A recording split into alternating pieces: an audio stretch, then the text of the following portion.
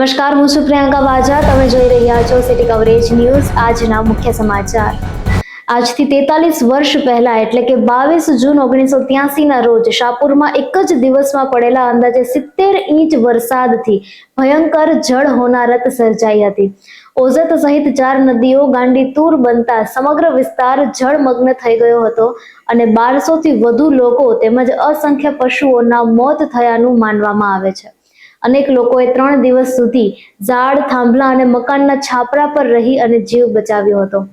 તત્કાલીન વડાપ્રધાન ઇન્દિરા ગાંધી સહિતના રાષ્ટ્રીય નેતાઓએ વિસ્તારની મુલાકાત લીધી હતી અને વ્યાપક રાહત કામગીરી હાથ ધરાઈ હતી. આજે આ વિનાશકારી જળ પ્રલયને 43 વર્ષ પૂર્ણ થતા શાહપુરવાસીઓ તે કરુણ ઘટનાને યાદ કરી રહ્યા છે. ગઈકાલે જૂનાગઢમાં 7 સેન્ટરો પર કડક પોલીસ બંદોબસ્ત સિક્યોરિટીના જાપ્તા નીચે રીનીટની પરીક્ષા યોજવામાં આવી હતી. કુલ 2080 વિદ્યાર્થીઓમાંથી 1864 વિદ્યાર્થીઓએ પરીક્ષા આપી હતી, જ્યારે 216 વિદ્યાર્થીઓએ પરીક્ષા આપી ન હતી.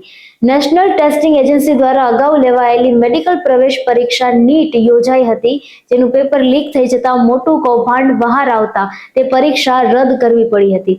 આ મામલો દેશમાં અનેક આરોપીઓની ધરપકડ કરવામાં આવી છે. વિવાદો વચ્ચે 21 જૂન રવિવારના ગઈકાલે રીનીટની પરીક્ષા યોજાઈ હતી. જૂનાગઢમાં 7 સેન્ટરો પર 2080 વિદ્યાર્થીઓ નોંધાયા હતા, જેમાં 216 ગેરહાજર રહેતા 1864 હાજર રહ્યા હતા. તાલાળા ગીર ખાતે મધુવન રિસોર્ટમાં યોજાયેલી જૂનાગઢ જિલ્લા સહકારી બેંકની વાર્ષિક સાધારણ સભામાં ચેરમેન કિરીટ પટેલે જણાવ્યું હતું કે બેંકે ચાલુ વર્ષે 20.90 કરોડનો નફો નોંધ્યો છે, જ્યારે ડિપોઝિટ 1534 કરોડ અને ધિરાણ 1400 કરોડ સુધી પહોંચ્યું છે. પ્રસંગે રાજ્યસભાના સાંસદ માનસિંહભાઈ પરમારનું સન્માન કરવામાં આવ્યું હતું, તેમજ માઇક્રો એટીએમનો શ્રેષ્ઠ ઉપયોગ કરતી મંડળીઓ અને વીમા લાભાર્થીઓને સન્માનિત કરાયા હતા.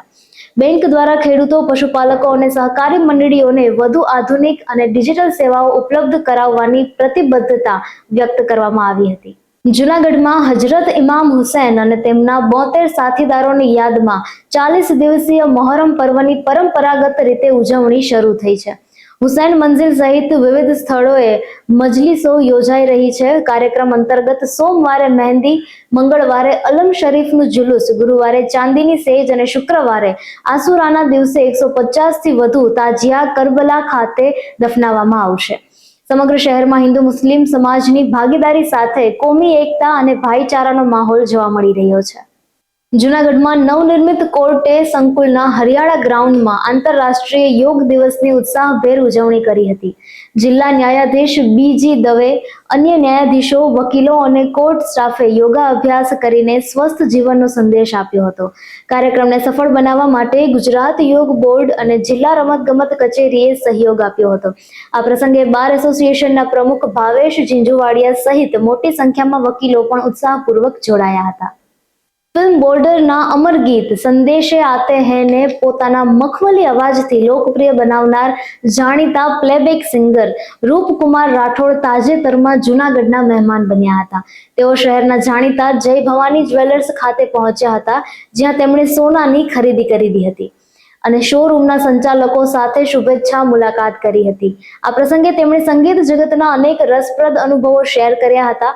જૂનાગઢ વિશે વાત કરતા તેમણે આઈ લવ જૂનાગઢ કહી શહેર પ્રત્યેનો પોતાનો પ્રેમ વ્યક્ત કર્યો હતો અને આ મુલાકાતને અવિસ્મરણીય ગણાવી હતી. પ્રસંગે શહેરના અનેક આગેવાનો અને સંગીત પ્રેમીઓ સાથે તેમની યાદગાર મુલાકાત પણ યોજાઈ હતી. હવે ગુજરાતમાં પૂર્વ અગ્નિવીરોને રાજ્ય પોલીસ દળના હથિયારી વિભાગ, એસઆરપી, જેલ વિભાગ તથા વન વિભાગના વન રક્ષક, વનપાલ વર્ગ 3 સંવર્ગોની સીધી ભરતીમાં 20% અનામતનો લાભ મળશે. શારીરિક કસોટીમાંથી મુક્તિ તેમજ નિયત ઉપલી વય મર્યાદામાં પણ છૂટછાટ મળશે. એબીપી નેટવર્કના ઇવેન્ટ વર્ટિકલ BAE દ્વારા ભારતમાં પ્રથમ વખત ઓર્કેસ્ટ્રલ કવ્વાલીનું ભવ્ય આયોજન કરવામાં આવી રહ્યું છે. પરંપરાગત કવ્વાલીને પશ્ચિમી ઓર્કેસ્ટ્રલ સંગીત સાથે જોડતો આ અનોખો પ્રયોગ દેશના 4 મોટા શહેરો દિલ્હી, મુંબઈ, બેંગલુરુ અને હૈદરાબાદમાં રજૂ થશે. વિશ્વ પ્રસિદ્ધ સંગીતકારો ઋષિ રંજન, અને એબી સામ્પાનું ઓર્કેસ્ટ્રલ કવ્વાલી પ્રોજેક્ટ આંતરરાષ્ટ્રીય સ્તરે લોકપ્રિય રહ્યું છે અને હવે ભારતીય સંગીત પ્રેમીઓને આ સુફિયાના સંગમનો જીવંત અનુભવ મળશે. ગુજરાત રાજ્ય માર્ગ વાહન વ્યવહાર નિગમે ડિજિટલ ઇન્ડિયા અંતર્ગત ETM QR કોડ સિસ્ટમ અમલમાં મૂકી છે. એપ્રિલ 2025 થી મે 2026 દરમિયાન રાજ્યની એસટી બસોમાં 1.03 કરોડથી વધુ QR ટ્રાન્ઝેક્શન નોંધાયા છે, જેના કારણે 112.45 કરોડથી વધુની આવક થઈ છે. આ પહેલથી મુસાફરોને સરળ, ઝડપી અને પારદર્શક ચૂકવણી સુવિધા મળી છે. કેન્દ્રીય પેટ્રોલિયમ મંત્રી હરદીપસિંહ પુરીએ જણાવ્યું છે કે આંતરરાષ્ટ્રીય બજારમાં ક્રૂડ ઓઇલના ભાવમાં ઘટાડો થતા તેનો લાભ ટૂંક સમયમાં દેશના ગ્રાહકોને મળી શકે છે. તેમણે કહ્યું કે હાલ રિફાઇનરીઓ સુધી ઊંચા ભાવનું ક્રૂડ ઓઇલ પહોંચે છે, પરંતુ ઈરાન સંબંધિત તણાવ ઘટતા બ્રેન્ટ ક્રૂડના ભાવ $78 થી $80 સુધી નીચે આવ્યા છે. મંત્રીના જણાવ્યા મુજબ જ્યારે સસ્તું ક્રૂડ ઓઇલ નિયમિત રીતે રિફાઇનરીઓમાં પહોંચવા લાગશે ત્યારે પેટ્રોલ અને ડીઝલના ભાવમાં ઘટાડાની શક્યતા રહેશે. ગુજરાત સરકારે જાતિ, નોન ક્રિમી લેયર અને EWS પ્રમાણપત્રો જારી કરવા માટે 7 દિવસની સમય મર્યાદા નક્કી કરી. ગુજરાત સરકારે અનેક જાતિ, આવક અને લઘુમતી પ્રમાણપત્રોને ગુજરાત એટલે કે જાહેર સેવાના નાગરિકોનો આધાર અધિનિયમ 2013ના દાયરામાં લાવ્યા છે, જેના કારણે અધિકારીઓ માટે જરૂરી સહાયક દસ્તાવેજો પ્રાપ્ત થયાના 7 દિવસની અંદર આ દસ્તાવેજો જારી કરવાનું ફરજિયાત બનાવ્યું છે. સામાજિક ન્યાય અને અધિકારીતા વિભાગે આ સંદર્ભમાં 2 અલગ-અલગ સૂચનાઓ બહાર પાડી છે. પાકિસ્તાનના લાહોરમાં આંતરરાષ્ટ્રીય યોગ દિવસ ઉત્સાહભેર ઉજવાયો હતો. સેંકડો લોકોએ સામૂહિક યોગ સત્રમાં યોગાસન, પ્રાણાયામ અને ધ્યાનનો અભ્યાસ કર્યો હતો. કાર્યક્રમમાં યુવાનો, મહિલાઓ અને વરિષ્ઠ નાગરિકોએ ભાગ લઈ યોગના શારીરિક અને માનસિક ફાયદાઓ વિશે માહિતી મેળવી હતી. સિટી કવરેજ ન્યૂઝના ડેલી અપડેટ માટે અમારી ચેનલને લાઇક કરો, શેર કરો અને સબસ્ક્રાઇબ કરો. આવતીકાલે ફરી મળીશું નવા સમાચારો સાથે. City coverage news Junagadh.